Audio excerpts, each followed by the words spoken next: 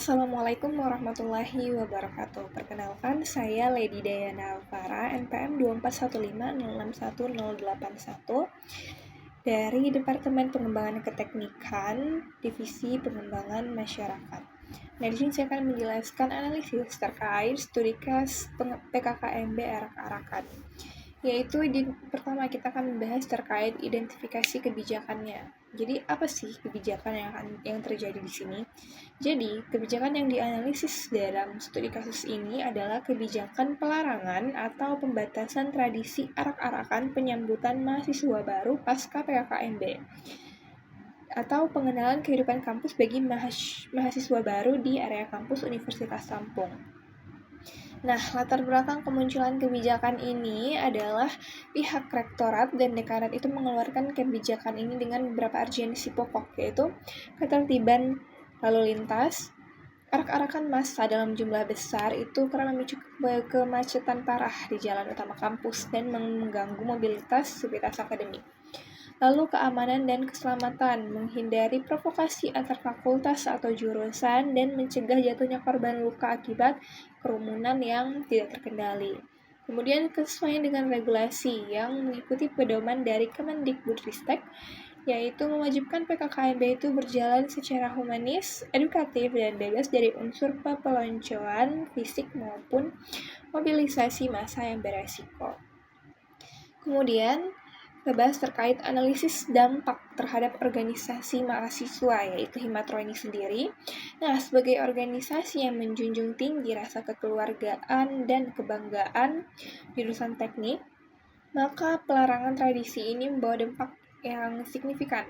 Dampak negatifnya yaitu hambatan bagi organisasi ini adalah sebenarnya menghilangkan momentum euforia.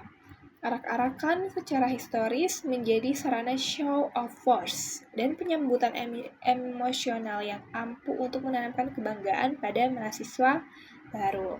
Nah, tanpa ini penyambutan itu terasa kaku dan kurang berkesan. Kemudian penurunan semangat pengurus. Banyak pengurus itu yang merasa ruang berekspresi dan tradisi turun-temurun himpunan yang dikebiri oleh birokrasi kampus. Kemudian dampak positifnya, yaitu peluang bagi organisasi Himatro sendiri, yaitu mitigasi risiko hukum dan akademik. Himatro ini sepenuhnya terhindar dari risiko sanksi administratif seperti skors atau pencabutan izin ormawa. Nah, ini seringkali membayangi jika terjadi insiden sekecil apapun saat arak-arakan. Kemudian mendorong inovasi kegiatan yang memaksa himpunan untuk keluar dari zona nyaman dan merancang tradisi penyambutan baru yang lebih intelektual, modern, dan tetap meriah tanpa harus turun ke jalan. Evaluasi efektivitas kebijakan ini. Apa sih kebijakan? Apakah kebijakan tersebut efektif? Ya, kebijakan ini sangat efektif dalam aspek pengamanan, namun kurang efektif dalam aspek pembinaan psikologis mahasiswa. Secara fisik, tujuan kampus menekan angka pelanggaran dan menjaga ketertiban itu tercapai 100%. Namun, secara sosiologis, kebijakan ini menyisakan ruang kosong. Kebijakan yang hanya bersifat melarang tanpa memfasilitasi alternatif ruang penyambutan yang terpusat justru membuat transisi mahasiswa baru dari PKKMB Universitas ke himpunan itu menjadi hambar. Kemudian analisis legalitas dan keselarasan aturan. Apakah kebijakan ini bertentangan dengan aturan yang lebih tinggi? Kebijakan pelarangan arak-arakan ini tidak bertentangan dan justru sangat selaras dengan aturan yang lebih tinggi, yaitu pedoman PKKMB Kemendikbudristek RI yang menekankan bahwa aktivitas pengenalan kampus itu harus berfokus pada penguatan akademik, karakter, dan wawasan kebangsaan, bukan perayaan fisik yang berpotensi memicu kekerasan. Kemudian peraturan rektor dan ketertiban kampus. Rektor ini memiliki wewenang penuh untuk mengatur pembatasan mobilitas massa demi menjaga aset dan keamanan fasilitas negara, yaitu kampus. Karena kebijakan ini selaras dengan asas keselamatan yang diatur oleh Undang-Undang Pendidikan, maka posisi Ormawa ini tidak bisa menuntut pembatalan kebijakan ini secara frontal hukum. Kemudian langkah strategis dan sikap organisasi menghadapi kebijakan yang secara legalitas kuat ini, Himatro harus mengambil sikap kritis adaptif.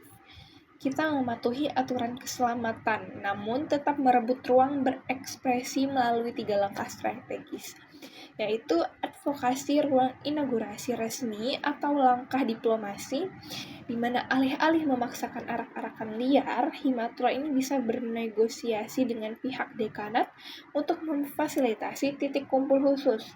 Misalnya pelataran parkiran fakultas sebagai zona penyambutan terpadu. Nah, penyambutan yang dilakukan secara statis, tidak berkeliling, ini tetap diizinkan menggunakan atribut, yel-yel, dan juga kebanggaan dalam batas waktu tertentu. Kemudian transformasi ke welcoming exhibition, yaitu langkah adaptasi program, di mana yang mengubah konsep arak-arakan jalanan menjadi inauguration and tech exhibition, yaitu menyebut mahasiswa baru di area himpunan dengan pameran karya robotik ataupun teknologi dari divisi terkait, diiringi dengan sambutan hangat dari seluruh pengurus yang ini akan mengubah citra hura-hura menjadi intelektual namun tetap solid. Kemudian digitalisasi euforia atau langkah alternatifnya yang memanfaatkan media sosial secara masif, membuat video profil sinematik, after movie, dan kampanye digital penyambutan serentak oleh seluruh pengurus Himatro yang diunggah di berbagai platform sehingga rasa kebanggaan mahasiswa baru itu tetap terbangun melalui medium yang modern. Oke, sekian dari saya terkait analisis studi case PKKMB arak-arakan. Apabila ada kesalahan, saya mohon maaf. Saya akhiri, wassalamualaikum warahmatullahi wabarakatuh.